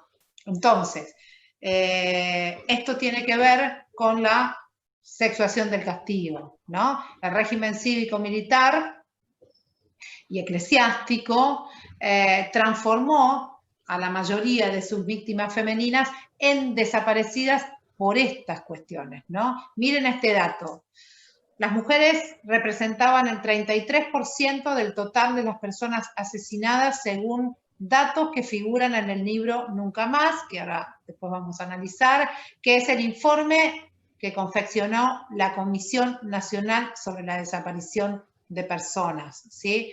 Según la historiadora Débora Antonio, que leímos en nuestra materia, muchas de ellas fueron víctimas de la represión ilegal, por esto que les estoy contando, ¿no? Por haber abandonado el destino que tenían prescripto y haber ocupado un lugar clave en las luchas populares del periodo. Es decir, llevarse puesto esos estereotipos femeninos que los militares querían implementar, ¿no? En este proceso de reorganizar totalmente a la sociedad argentina, ¿no? Y de esto hablamos... Sí, perdón, pero me acordé viendo la tapa y escuchando lo que vos decís de Chunchuna Villafañe, que era tapa de esas revistas en aquellas épocas, que la pasó pésimo, pero que muy lejos de esa imagen de mujeres que no piensan o que no sé qué, era súper combativa y una mina con pensamiento crítico manifiesto, bueno, y pobre, la pasó mal todo ese periodo. Sí, Chunchuna Villafañe, Anita, vos seguramente la vas a recordar, fue parte del elenco de La Historia Oficial y hacía justamente de una mujer que había sufrido la represión ilegal durante la última dictadura, ¿no? Y le abría los ojos, ¿se acuerdan del personaje de ella? Le abría los ojos, ¿sí? A la protagonista en ese momento. A Norma Leandro. A Norma Leandro, ¿no? Con sus relatos. Bueno, mujeres militantes que se llevaron puesta, ¿sí? Esos estereotipos femeninos son la mamá y las hermanas de Gustavo, ¿no? De ellas nos contó Gustavo en el conversatorio del lunes pasado y quiero recordarles y analizar con ustedes este pasaje, ¿no? Sobre sus experiencias de militancia. Lanza el MPM a fin de 78 Y en ese momento mi hermana me plantea si yo quería ingresar a la organización, finales 78, esto fue así, y yo no titubeé, o sea, de una le dije que sí, que me ponía a disposición, no consulté a mi vieja, o sea, le dije, voy a hacer esto. Mi vieja sentó con la cabeza, bueno, o sea, un poco a ver, no había mucha posibilidad, creo que todos, menos mi hermana Alejandra, que estuvo sí un poco en contra de continuar con la militancia, de seguir. Ale tuvo una situación un poco más crítica a todo esto, aunque militaba sí en el centro de solidaridad, digamos, ¿no? Una cosa no tiene, pero sí esta cosa de, ella tenía más la idea de preservarnos en el exterior, de esperar más tiempo, ¿no? Donde la organización estaba en pleno lanzamiento, lo que fue después la contraofensiva contra la dictadura, ¿no? Que no fue nada más y nada menos que plantear una estrategia de derrotar el gobierno militar y forzar la salida. Y que no era derrotarlo militarmente, por eso se sabía que no existía una posibilidad de una derrota militar porque no había. Pero sí la idea de frentes políticos y compañeros que vinieran a tareas políticas y tratar de.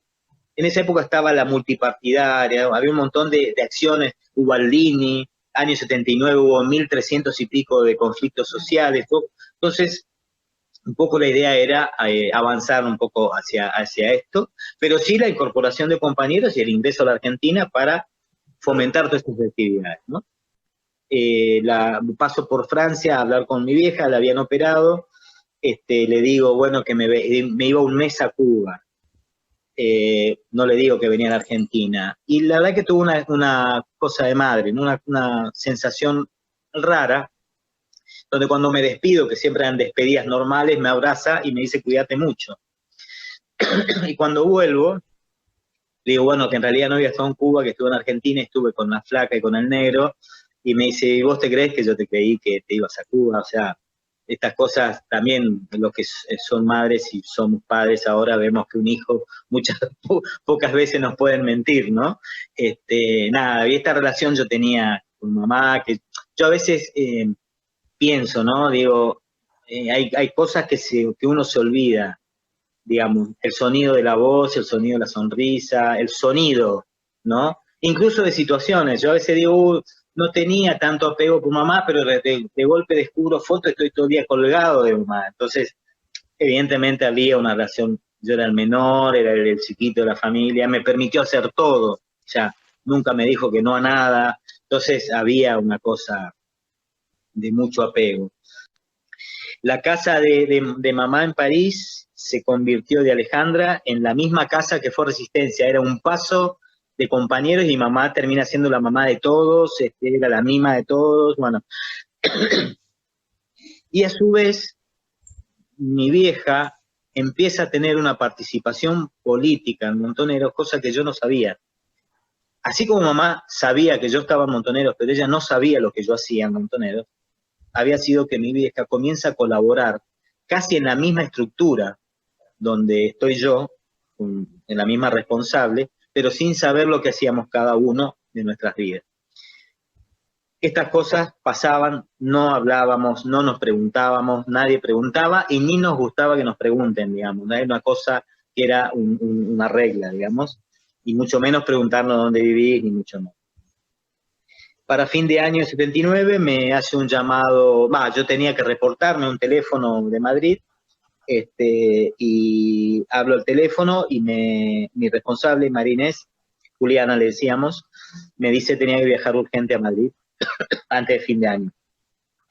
Llego a Madrid, me tomo inmediatamente un tren, llego a Madrid y me plantea una tarea me la plantea de esta manera, ultra secreto, nadie podía saber, o sea, a ver, no solamente que habitualmente no contábamos, pero me dice, de esto nadie. Vas a ir a un país de América Latina, y se va a ir a Lima en enero, y una vez que yo me instalo ya en el departamento, que es ya cuando viene Marinés, Juliana a convivir conmigo, digamos, en la base, y nos instalamos a esperar lo que había que esperar, que era que viniera la persona importante, que yo no sabía quién iba a ser, pero suponía, pero bueno, a esperarla, que era, en realidad era Roberto Perdía, que venía con su mujer a instalarse con nosotros en la casa, y empiezan a llegar los compañeros, digamos, que venían tanto de Argentina como de Centroamérica, y los ubicábamos en hoteles, en distintas casas. A mediados de mayo, principio, a mediados de mayo, Marinés me dice, ¿a que no sabes quién viene mañana? ¿Quién llega mañana? Y digo, no puedo imaginarlo, y me dice, llega Mima. Digo, mirá vos qué sorpresa, o sea, llegaba mi vieja, muy inserta, digamos, en lo que yo entendía como ya participante, digamos, de esta historia que estábamos todos transcurriendo. Por supuesto que al otro día la fuimos a esperar al aeropuerto, llegó, se instaló en la casa, yo no sabía, ni ella me preguntaba, insisto en esto, ni yo le preguntaba a qué había ido, sí, evidentemente había ido a cumplir funciones que después con el tiempo supe. Bueno, aquí en este pasaje, ¿sí? Gustavo cuenta de la participación de su mamá en la organización Montoneros, más allá de mencionar a otras mujeres, ¿sí? Como su referente de autoridad de Montoneros, también menciona el accionar de político de su mamá, ¿no? Que empezó, como cuenta en otros pasajes del conversatorio, empezó como acompañando, ¿sí? A sus hijos y a sus hijas, ¿sí? en sus tareas en la organización, y después se integró participando activamente de este proyecto político que fue la contraofensiva, ¿no? Así que esto también es muy relevante para nuestra tarea de visibilizar el accionar femenino en estas organizaciones, ¿no? También me parece relevante vincular, ¿sí? La tarea de Mima en la organización con una idea muy central que aparece en la bibliografía de la materia, y que es la politización de la maternidad, ¿no? La tarea de Madres de Plaza de Mayo, ¿no? Porque Mima de alguna manera, ¿sí? Con su accionar se vincula a las tareas que empiezan a hacer las madres a partir de 1977, ¿no? Politizando la maternidad, utilizando las representaciones tradicionales de género, como digo acá, acerca de ser madres, para de alguna manera protegerse. Miren qué fuerte esta imagen de Eduardo Longoni, y poder buscar a sus hijos desaparecidos e hijas desaparecidas. Para la clase de hoy tenían un texto, si se quiere, obligatorio, ¿sí? Realizado por la investigadora María Cristina Viano, sobre Herminia Severini, que habla un poco más acerca de la trayectoria política de estas mujeres, ¿no? Piensen que estas mujeres, si ustedes recuerdan algo que hayan leído de madres, por lo general no son rescatadas como militantes o recordadas como militantes y trabajadoras, ¿sí? Porque en realidad sus trayectorias han sido silenciadas en los relatos, ¿sí? De la organización, porque, miren qué interesante, ¿no? Generaron desde la apertura democrática, ¿no? Estoy hablando también contradicciones a romper con los estereotipos que se esperaban de ellas, ¿no? Todavía esa imagen, ¿sí? Maternal de las mujeres era muy fuerte en la década del 80, cuando se empezaron, ¿sí? A generar relatos históricos acerca de estas madres, ¿no? Y ellas, por lo que sabemos a partir del trabajo de María Cristina Viano o también de Débora de Antonio, que las estudiaron en profundidad, utilizaron, como digo aquí, esas representaciones tradicionales para avanzar, ¿sí? En la búsqueda de sus hijos y de sus hijas desaparecidos y desaparecidas, ¿no? Algo que me parece totalmente relevante, esta imagen se contradice la imagen inicial, ¿sí?, con la que empezamos esta clase, ¿no? La Plaza de Mayo nunca más va a estar vacía y desolada a partir del accionar de las madres, inicialmente a partir del accionar de las madres. Luego del accionar de las madres, la plaza se volvió, ¿sí?, a llenar de trabajadores y trabajadoras, de militantes, ¿sí?, que empezaron a pedir por la apertura democrática. Así que esto es un hecho relevante. Esta foto impresionante es de uno de los fotógrafos más importantes de la Argentina, que retrató este periodo que, insisto, en su nombre, para que lo sigan, ¿sí?, y vean su archivo en distintas redes sociales, es Eduardo Longoni, ¿no? Más de la politización de la maternidad, es la socialización de la maternidad. Ya las madres de Plaza de Mayo no es la mamá de Juan, Pedro o Cristina, sino que no importa quiénes son los hijos, todos son hijos. Y lo mismo con las abuelas, ¿no? Eso. Esta es una... Hay otra vuelta de tuerca, ¿no? Que es la socialización de la maternidad. Sí, me parece súper interesante. ¿Y sabes a quién recuerdo cuando decís la socialización de la maternidad? ¿A quién? A Néstor. Claro. Néstor Kirchner, ¿no? Cuando dice, Claro, yo soy... hijos. ¿Sí? Claro. Sí, es muy fuerte esa idea, muy fuerte. ¿Quién no la siente madres? ¿Quién no la siente abuelas? Es muy fuerte esa idea, ¿sí? O por lo menos yo la siento madres, yo sé que vos también, y también la sentimos abuelas, ¿sí? Y nos sentimos hermanos y hermanas de hijos también, ¿no? E hijas. Bueno, acerca de de la politización de la maternidad, hay un pasaje también que quiero recordar con todos ustedes y todas ustedes, acerca de una anécdota que cuenta Gustavo sobre su mamá, ¿no? Para ver cómo funciona esto de la politizar la maternidad. Mi vieja no dejaba de ser la madre, nunca dejó de ser la madre protectora, pero comienza, digamos, a involucrarse de alguna manera como madre, o sea, no, ni siquiera políticamente, ni con una organización, ni con otra, ni con un partido.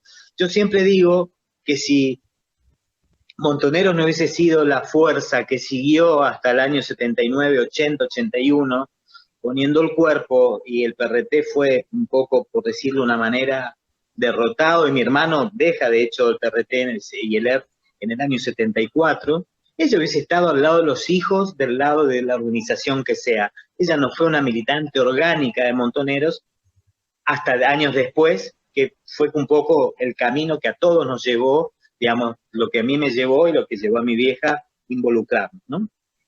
Y a su vez, yo no hablo de casualidades, pero bueno, a veces los tres hermanos, quedamos vivos solamente los tres hombres. Bueno, pasó lo que pasó, mi hermana Marcela desaparecida, y mis dos hermanas, Alejandra y Lili, murieron hace unos años de cáncer, digamos, ¿no? Entonces quedamos los tres hombres, pero ¿qué quiero decir con esto? Que en casa es difícil explicarlo, pero la imagen de las mujeres era muy fuerte. La imagen de mamá era muy fuerte en el sentido que con 36 años y seis hijos chicos, la peleó para llevar adelante esa casa y sacar lo que sacó de nosotros, digamos. Creo decir que sacó evidentemente lo mejor. Todos fuimos militantes y todos fuimos parte de una historia argentina, esto es así. Y por otro lado, Alejandra fue una militante desde su juventud, de un gremio que creía en ese gremio, que creía en la militancia, y Lili también. Lili con una característica muy diferente en el sentido que era muy apocada, muy quedada, pero con una entrega y una solidaridad con los hermanos que no tiene precio, digamos. Viene el golpe, la primera persona que detienen después del golpe es Alejandra. Que yo siempre digo que Alejandra fue para la familia un poco el ejemplo, digamos, de estudiante, de militante, de estudiosa, de pelear la vida, o sea, de pelear laburos. Y no es casual, digamos, más allá de la racia que hicieron en el año 75-76 en el PRT chaqueño, no es casual que hayan detenido por primera, un poco desestabilizar el rol de la familia, que era un poco un eje familiar, Alejandra, ¿no? Mi vieja empieza a tener ahí como un rol más comprometido, insisto en esto, en ayudar a los hijos, ¿no? Pero que eso implicaba una decisión que era poner el cuerpo. De hecho, mi vieja estando en Tucumán con Guillermo y con Marcela, pasaron allanamientos del ejército, en esa época el Operativo Independencia arrasaba barrios enteros, en una ocasión, la verdad que la pasaron de largo, el ejército pasó de largo gracias a la astucia de mi vieja. Yo siempre digo que entró el milico con el fusil a revisar la casa, mi cuñado encerrado en un ropero con una pistola y mi hermana tirada en un camastro, y mi vieja cuando apenas entró el milico le dijo, ¿querés un mate? Y el tipo le dice, uy, sí, gracias, sentó y se puso a hablar con ella, y después de charlar un rato y tomar unos mates con el milico, le pegan un grito, ¿ya revisó soldado esa casa? Se asustó y dice, sí, ya la revisé. Estas cosas que también la suerte nos acompañaba en algún momento, digamos. Bueno, de ahí mi vieja vuelve al Chaco, se viene a Buenos Aires y alquila una casa que es donde irían a vivir después Guillermo y Marcela, que acá es en Flores, en Nasque Rivadavia. Claramente salen de Tucumán con una situación especial con la organización, porque habían caído todos los compañeros de Tucumán y mi hermana y mi cuñado quedan completamente desenganchados políticamente, sin plata, sin documentos, o sea, cuando hablo de documentos, sin DNI, o sea, eran recontra buscados, y se vienen a vivir a este departamento que alquila mi vieja. Esa sí que era una casa completamente clandestina, que la conocía mi hermana, mi cuñado, mi vieja, y yo me sumo a principios del 77, creo, por decirlo, 14 años, ¿no? Tengo que hacer números, yo tenía 14 años, me acuerdo que llego a la casa, las primeras indicaciones, mi hermana, yo tenía una excelente relación con mi hermana, Marcela fue la que me explicó muchas cosas de la vida, digamos, ¿no? Desde lo que era una relación sexual, cómo había que cuidarse, o sea, fue mi instructora en mil cosas de la vida, ¿no? Y me acuerdo que llego a esa casa y lo primero que me dice, es una casa que esta no la puede conocer nadie, no tenés que conocer. Estábamos en un cuarto piso a la calle, en Nazca 24, y me dice, mirá, acá si vienen los milicos nos matan a todos, o sea, y si vienen por esta ventana, esto es un 38 y vos vas a tener que tirar para un lugar.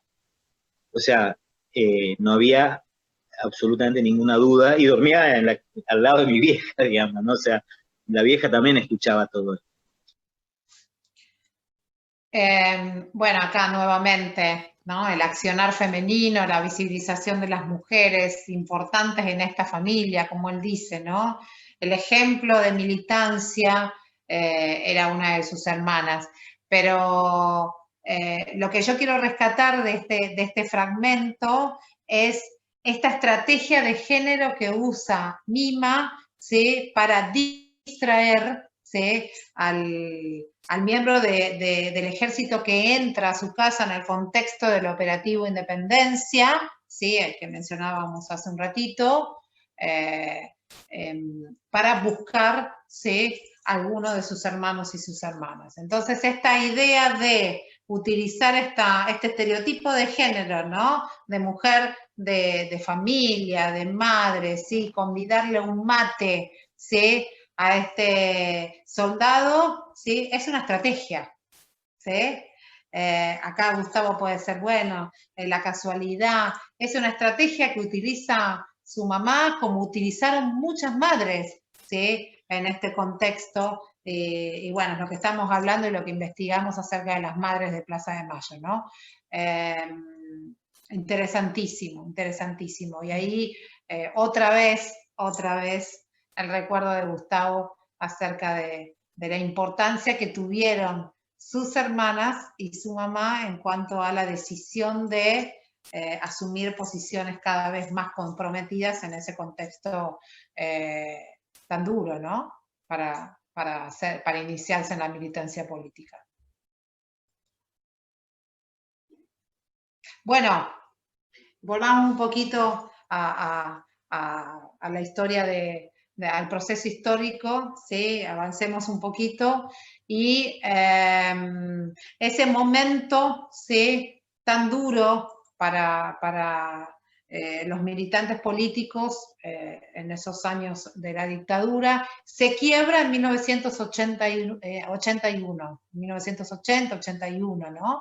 Cuando empieza a vivenciarse la llamada crisis de la deuda, ¿no? Ese contexto económico favorable, ¿sí?, o que parecía favorable, ¿sí?, por las inversiones de capital que llegaron al país para respaldar la dictadura, ¿sí?, empezó a cerrarse en 1981, dejando una deuda económica externa, y una situación económica extrema para el país, ¿no?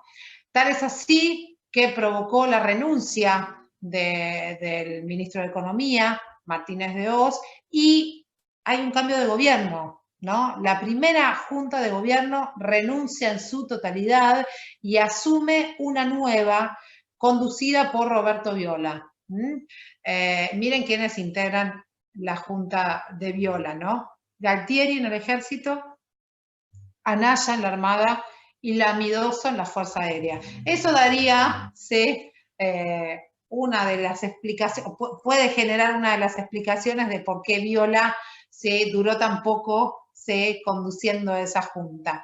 Pero lo más importante aquí es explicar un poquito, ¿sí?, lo que mencionaba Gustavo, ¿no?, acerca de esa distensión política que se inicia con Roberto Viola, ¿no?, que hace surgir, por ejemplo, movilizaciones como la que estamos viendo aquí, la movilización del sector combativo del movimiento obrero, que fue, ¿sí?, la emblemática Paz, Pan y Trabajo, esa movilización con paro que organizó este sector de las organizaciones sindicales, que consistía en marchar desde San Cayetano a la Plaza de Mayo, el 7 de noviembre de 1981, ¿no?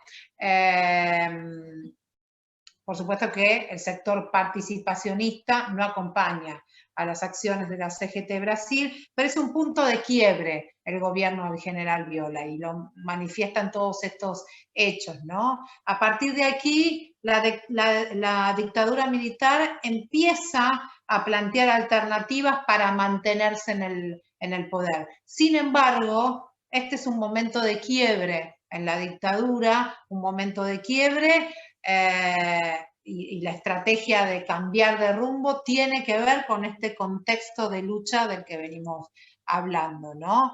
Es un momento de quiebre porque a partir de aquí se inicia la transición hacia la democracia, ¿no?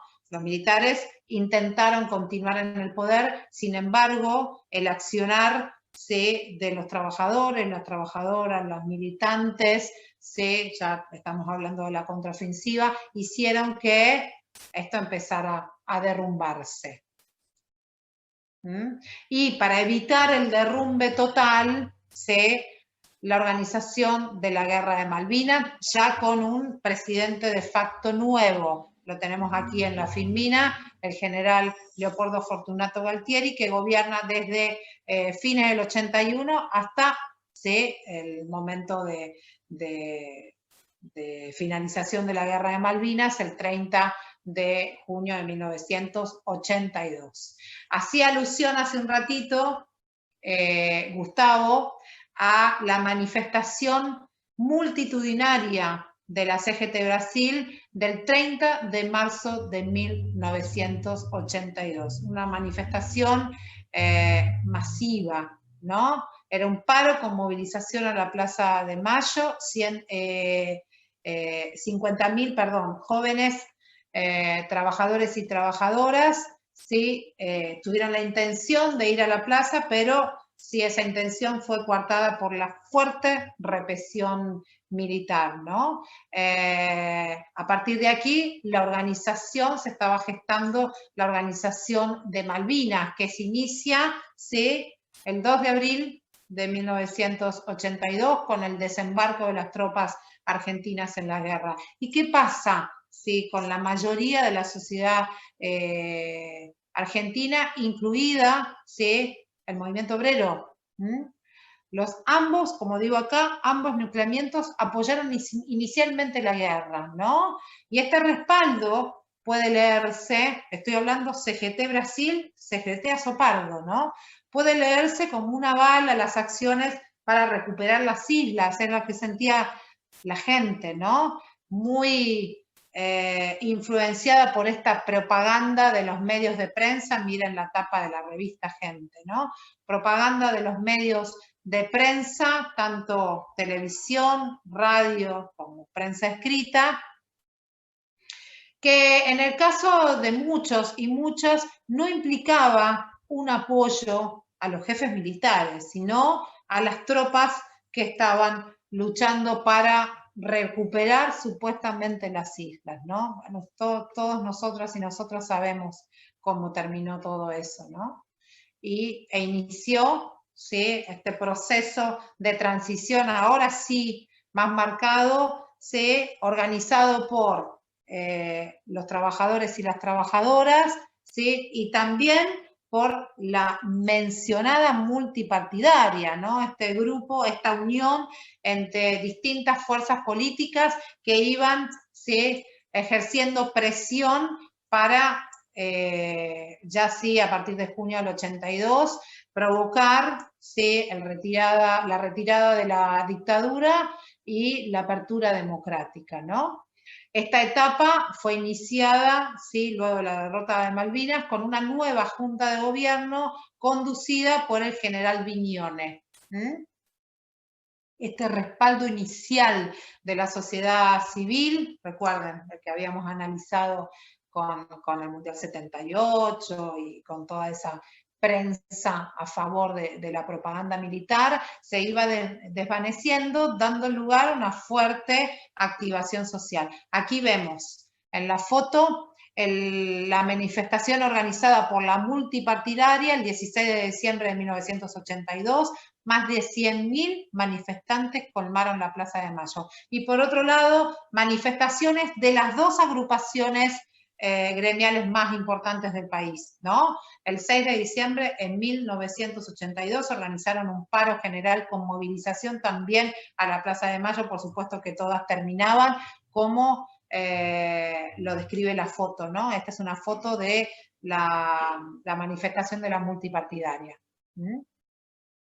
Y el cántico: se va a acabar la dictadura militar, ¿no? Y ahora, luego de la apertura, ¿cómo escribimos la historia? ¿Cómo hicimos, ¿sí?, la reconstrucción de esta memoria? Bueno, sin lugar a dudas, una de las fuentes relevantes que nos ayudó a pensar inicialmente esos años oscuros, ¿sí?, fue el Nunca Más, ¿no? Que es un libro importante, uno de los libros más importantes de nuestro país, sin lugar a dudas, porque en él se demuestra que la dictadura ideó un plan de carácter sistemático de secuestro, tortura y desaparición de personas. Además, su importancia tiene que ver a la reunión, ¿sí?, de información sobre los crímenes de lesa humanidad que resultó sumamente valiosa para realizar el juicio de las juntas, ¿sí?, que se concretaron en el gobierno de Raúl Alfonsín, y que también esta información, este juicio inicial, ¿no?, validaba la demanda de castigo a los culpables que pedía toda la sociedad argentina, ¿no? Por supuesto, recordemos que después del juicio a las juntas, inmediatamente vinieron las leyes de obediencia debida y punto final, que revisaron, ¿sí?, muchos de los juzgamientos que se habían llevado adelante en esos juicios, ¿no? Este libro es relevante para contar una parte de su historia, de nuestra historia, perdón, pero su aceptación ha ido variando, ¿sí?, con el paso de los años, porque su prólogo generó una serie de polémicas, ¿sí?, vinculados a cómo se debe relatar o interpretar la violencia política vivenciada en esos años. La interpretación que hace en Nunca Más es conocida como la teoría de los dos demonios, ¿no?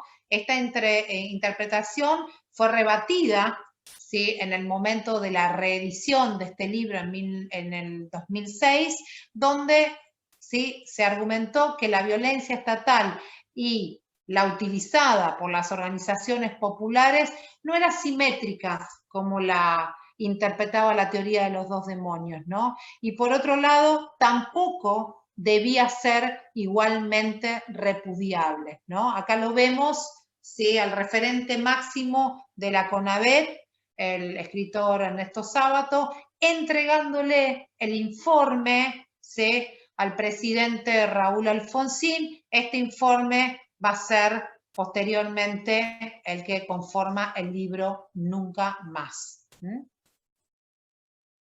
La teoría de los dos demonios, quiero leerles a ustedes una interpretación de José Pablo Feynman, ¿sí?, que figura en su libro La sangre derramada. ¿Qué cuenta Feynman acerca, cómo interpreta Feynman la teoría de los dos demonios? Él dice que sirvió al gobierno de Raúl Alfonsín para implementar sus relaciones con los estamentos militares y los organismos de derechos humanos. Desde su horizonte conceptual se elaboró el Nunca Más, planteando que la sociedad inocente en sí misma se había visto arrasada durante los años 70 por dos horrores. Uno provenía de la extrema izquierda y el otro de la extrema derecha. Uno era la guerrilla, el otro era la represión militar, ¿sí? Este es un posicionamiento político que asume el gobierno de Alfonsín acerca de aquellos años, ¿no? Y este posicionamiento político, esto corre por mi cuenta, es muy fuerte en la multipartidaria que él dirige, ¿no?, que es uno de los personajes más relevantes de la multipartidaria, ¿no? Y por ende, siempre los actos de la multipartidaria son organizados, ¿sí?, por separado a los actos del movimiento obrero argentino. Esto corre por mi cuenta, pero quiero señalarlo, es importante, ¿no? La posición política que toma la presidencia o la gestión de Raúl Alfonsín acerca de la interpretación de aquellos años. ¿Cuál es la propuesta nuestra para construir la historia, ¿sí?, de la última dictadura militar? Principalmente esto hemos hecho a partir de la organización de los conversatorios, ¿no? Es coherente con esa idea. Historizar la lucha social como la propone otro de los pensadores relevantes de nuestro país, que es Emilio Krenzel, ¿no? Y él dice: la sociedad se permite así reconstruir un pasado en el que no figura el apoyo masivo, político y moral que recibieron las guerrillas en los años 70 y el que recibieron los militares cuando asumieron el poder en 1976 y durante su mandato. Así, la trama política fue crecientemente entendida como un enfrentamiento entre víctimas y victimarios. Esto hace Nunca Más, ¿no? Que desplazó la matriz de la lucha de clases o la antinomia entre pueblo y la oligarquía que predominaban en la militancia radicalizada antes del golpe. Y esta teoría de los dos demonios caló hondo en las interpretaciones académicas, ¿sí?, desde el 83 hasta principios del siglo XXI, cuando se empezó a escribir otra historia, ¿no? Esta otra historia es la que revisó el prólogo del Nunca Más, ¿no? Y para ir finalizando, me extendí mucho esta clase, les pido perdón. A modo de cierre, también quiero pensar todo esto que dijimos hoy, ¿sí? A partir de una frase de otro de los libros de José Pablo Feynman, acerca de lo que significa la verdad histórica, ¿no? La verdad histórica es una práctica y una conquista política, ¿sí? La conquista política aquí es revisar esa historia oficial y hacer una historia a contrapelo, ¿no? Bueno, hasta aquí la clase de hoy. No sé si quieren hacer algún comentario, alguna consulta sobre lo que dijimos.